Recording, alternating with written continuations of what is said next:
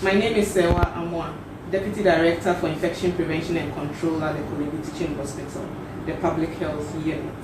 We are going to demonstrate how to appropriately wear the face mask to get the maximum benefits of this level of protection. When you look at the face mask, it has two sides. It has the outer side, the inner side. Every appropriate face mask is supposed to have 3 layers. You have the outer layer, the inner layer, and the middle layer. The outer layer is to attract the viruses or the microorganism and trap it in here. The inner layer is supposed to act as a filter. Then the middle layer here, that one will rest on your mucous membranes. The purpose for it, the property for the material being used as the middle layer is that it is fluffy and it can absorb moisture. So as you breathe, the vapor that is coming out, as you talk, saliva, sweat, whatever, it has the property to absorb it. And also, watch it. There is always a metal foil. This metal foil is supposed to rest on the bridge of the nose. You do not turn it. When you turn it, this one, it does not stretch, so it would bruise the bridge of the nose. So as much as possible, ensure that the metal foil rests on the bridge of the nose. And you have 2 straps. Anytime you need to wear it, you hold it by the straps and just fix it to the ears. You are not done. You realize that it is folded. The folded portion is expected to help you stretch it all the way from the bridge of the nose to the chin level. Then with the metal foil at the top, just pinch it or mold it to take the shape of the nose. As much as possible, please desist from crisscrossing this way. When you do that, you create a gap over here. The thing is supposed to seal this side and that side. So do not, if you do that, this side opens wider than expected. So it is actually supposed to just be rolled over the ear. Then you pinch to take the shape of your nose. It accommodates the shape of the nose. You're able to breathe for as long as you put it on. This is how to appropriately, don't forget to stretch it from the bridge of the nose all the way to the chin level. That is why the folded portions are there, to give you the full benefits of it. Remember, this level of protection will prevent the microorganism from settling on your mucous membrane. It does it well, so the deposits are here. Do not touch the front to adjust. Anytime you are talking and it keeps moving up and down, the best way to adjust is to adjust from the strap level. So you can adjust it this way, or better still, hold it well to pull it up, rather than touching the front to move it up and down. The risk here is you get the microorganisms that have deposited on the exterior on your hands. And you know, unconsciously, most of us will touch our eyes at some point. We are itching here, we just touch our face and all that, and we keep spreading the viruses all over our body. So if you need to remove it, what do? There are times you are in the office, you need to just remove it for a few minutes and eat and all that.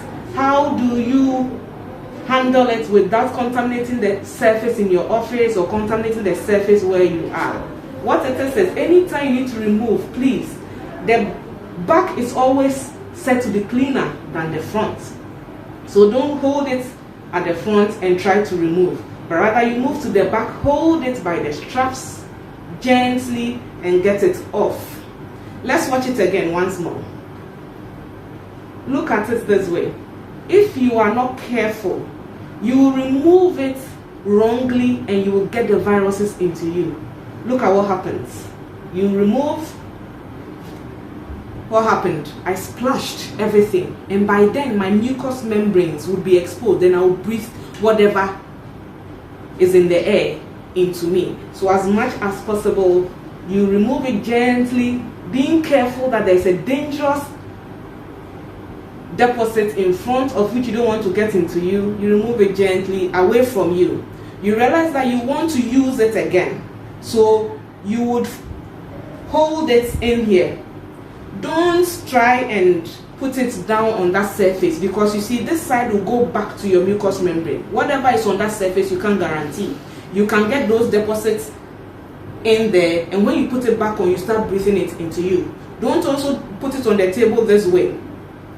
Whatever is here, you leave it on the table, and anybody can also come lean on that table and pick it up.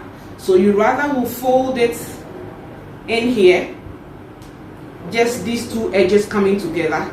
Then you get a Ziploc bag or the Olunka rubber, white rubber, any rubber you have that is clean. You know, most people, when we say some of these things, they'll just pick a rubber from the floor. They say we should get rubber. The rubber was lying on the floor, already contaminated. Then they pick it and try to put this in. When you do that, you get exposed or you contaminate yourself. Then once you have done it this way, you just slip it in to the Ziploc bag. And when you are done, please disinfect your hands. Wash your hands or resort to the use of alcohol-based hand rub or sanitizers as much as possible. Please, are we okay? Yes. All right. So what if you need to rewear the one that you put in the Ziploc? So How do you? Yes, so when you are done, you just go back to the Ziploc, pick it up, gently remove it out of it, hold it by the strap.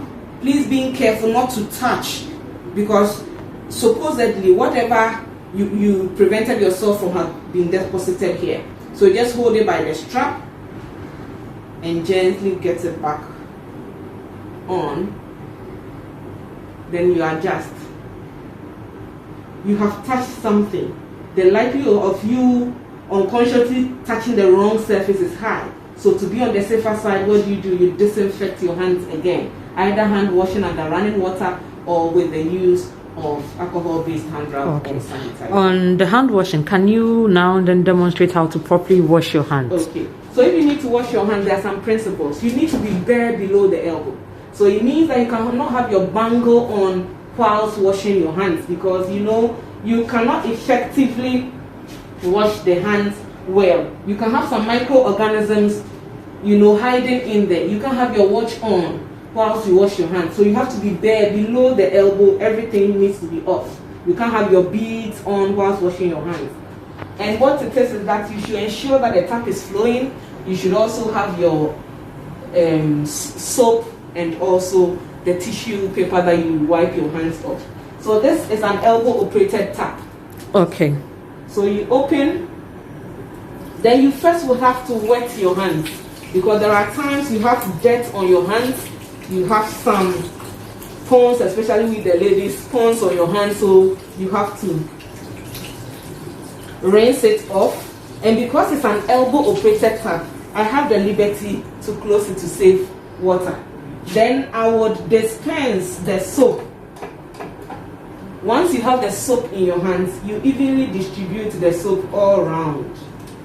Then now you can start the process of the hand washing. So it's a palm to palm in a rotational manner.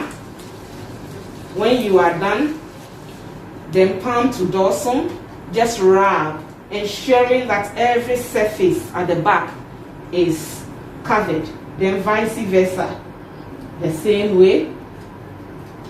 Then you interlace, taking care of the webs of the hands. Then you interlace. When you are done, you interlock, taking care of these sides of the hand. So you interlock it this way, then you wrap. The same way you wrap. Then you take care of the fingernails. Wrap it in the palm this way in a rotational manner, so that whatever is hidden in the nails will just fall and crash. Same way. And you realize as we're going through all the process, the thumbs were not taken care of. So you now will point down, hold the thumb and rotate it this way. With the other thumb rubbing over the dorsum, giving you double protection. Same way here, double protection. Then now you come to the wrist. The wrist. Then you can use your elbow to open the tap and wash the lather off your hands. Being careful not to touch the base, because some of the sinks are so shallow. If you are not careful, as you rinse, your hands would touch the base, and that would be cause 90. You pick up microorganisms from there onto your hands again. Then you just close it. Take your tissue, then you wipe the water off your hands. You know, as you are wiping, you are thinking of where to dispose it off. So you already have your waste bin available, because most people wipe their hands not knowing where to drop the tissue. They just put it in their pockets, others just drop it around. So you just open and drop it. Thank you very much.